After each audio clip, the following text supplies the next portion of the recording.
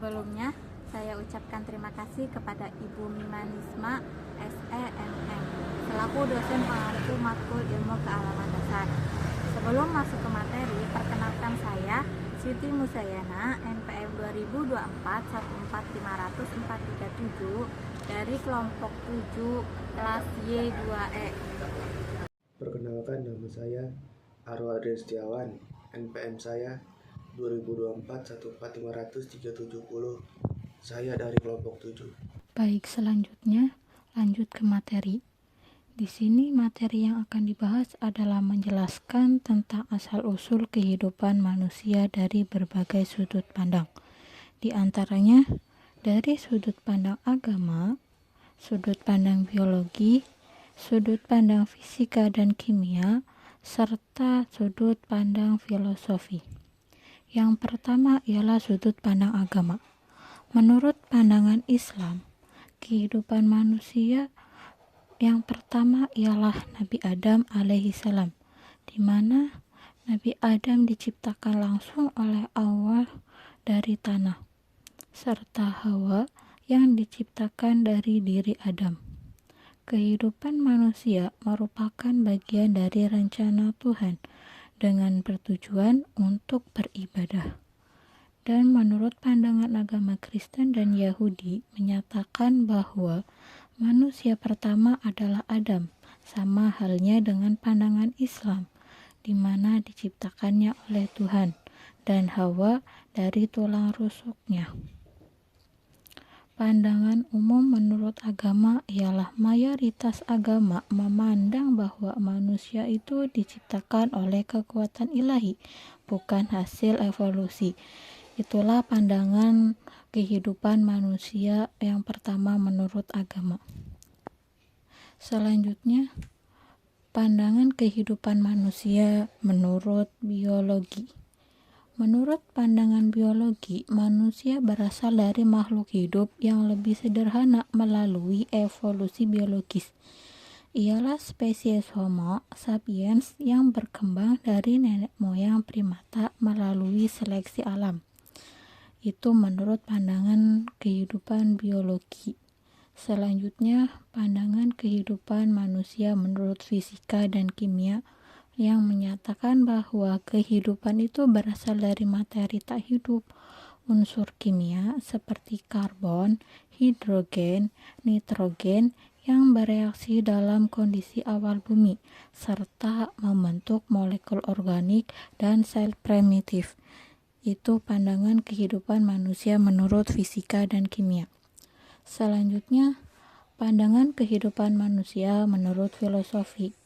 Menurut filosofi, beberapa filsuf seperti Plato dan Aristoteles memandang bahwasannya manusia itu sebagai makhluk yang rasional, yang eksistensialis, seperti melihat manusia menciptakan makna hidupnya sendiri.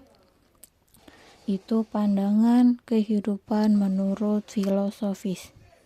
Selanjutnya akan menjelaskan tentang proses pembelahan sel mitosis dan amitosis, di mana proses pembelahan sel mitosis itu terjadi pada sel tubuh, yaitu sel somatik, yang memiliki pertumbuhan dan perbaikan, di mana dalam sel tubuh sel somatik ini akan menghasilkan dua sel anak yang identik, di antaranya diploid 2N.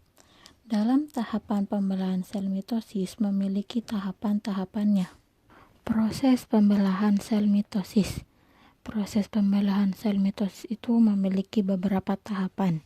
Di antaranya tahapan profase, metafase, anafase, telofase, dan sitokinesis. Yang pertama ialah tahapan profase. Tahapan profase ialah sebuah benang kromatin yang mulai memadat dan membentuk sebuah kromosom, yang dimana membran inti itu akan mulai menghilang dan akan berubah menjadi benang spindel yang mulai terbentuk. Itulah tahapan profase.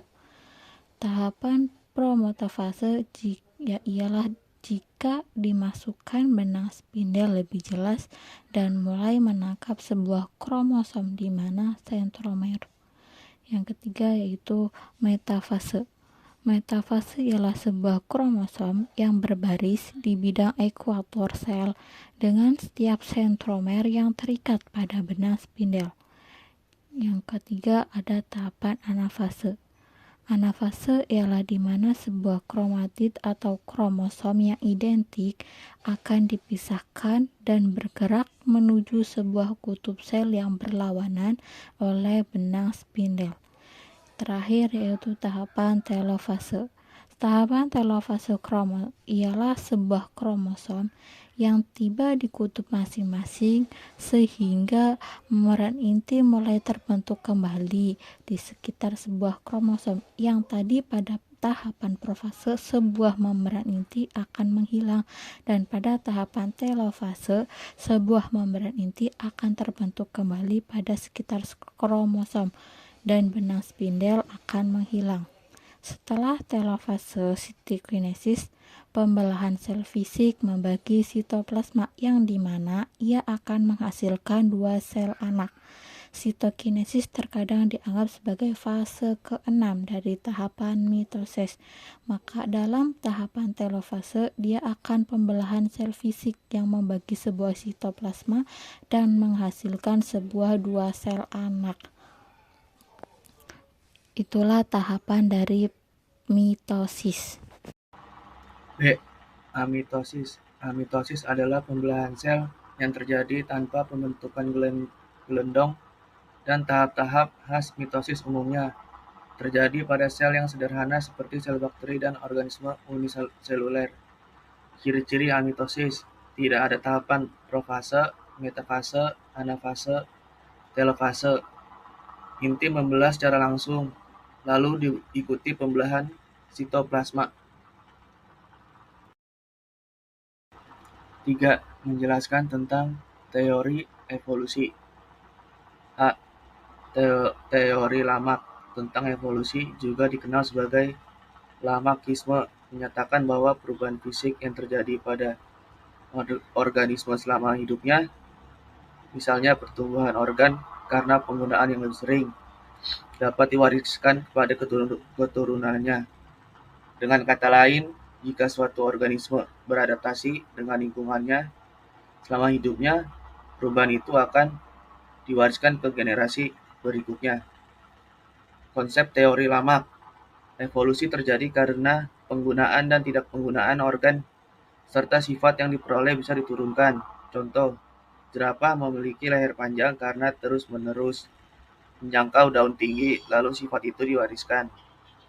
Kelemahan: tidak sesuai dengan genetika modern, atau sifat yang diperoleh tidak diturunkan secara genetik. B. Teori Darwin berdasarkan seleksi alam. Teori Darwin, yang juga dikenal sebagai teori evolusi melalui seleksi alam, adalah teori ilmiah yang menjelaskan bagaimana spesies hidup di bumi berkembang dan berubah dari waktu ke waktu. Teori ini menekankan bahwa evolusi terjadi melalui proses seleksi alam, di mana individu yang memiliki sifat yang lebih baik untuk bertahan hidup dan bereproduksi dalam lingkungan tertentu akan lebih mungkin untuk meneruskan sifat-sifat tersebut kepada keturunannya. Poin-poin utama teori Darwin. Seleksi alam, proses di mana individu dengan sifat-sifat yang menguntungkan dalam lingkungan tertentu memiliki peluang lebih besar untuk bertahan hidup dan bereproduksi, sehingga sifat-sifat tersebut akan lebih umum dalam populasi berikutnya. 2. Variasi. Perbedaan dalam sifat-sifat di antara individu dalam suatu populasi keturunan, sifat-sifat yang diwariskan dari orang tua ke anak. 3. Adaptasi. Proses di mana individu atau spesies menyesuaikan diri dengan lingkungannya melalui perubahan genetik atau perilaku yang memungkinkan mereka untuk bertahan hidup dan bereproduksi dengan lebih baik. Contoh teori Darwin: burung kutilang di Kepulauan Galapagos. Darwin mengamati berbagai jenis burung kutilang dengan paruh yang berbeda di pulau-pulau yang berbeda. Dia menyimpulkan bahwa paru yang berbeda tersebut merupakan adaptasi terhadap sumber makanan yang berbeda di setiap pulau dan evolusi terjadi melalui seleksi alam. Elemen-elemen kunci dalam teori seleksi alam Darwin. 1. Variasi. Individu dalam suatu populasi menunjukkan variasi dalam sifat-sifat yang diwariskan. 2. Perjuangan untuk bertahan hidup. Jumlah individu yang dihasilkan seringkali melebihi kapasitas lingkungan sehingga terjadi persaingan untuk sumber daya. 3. Seleksi. Individu dengan sifat-sifat yang paling sesuai dengan lingkungan cenderung bertahan hidup dan bereproduksi dengan lebih sukses. C.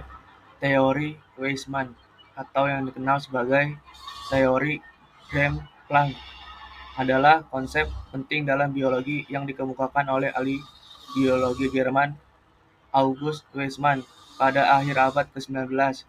Teori ini berfokus pada pemisahan antara sel kelamin dan sel tubuh dalam pewarisan sifat. Dasar teori germplasm. Weismann berpendapat bahwa hanya sel kelamin, yakni sel telur dan sperma yang mengandung materi keturunan yang diwariskan dari generasi ke generasi.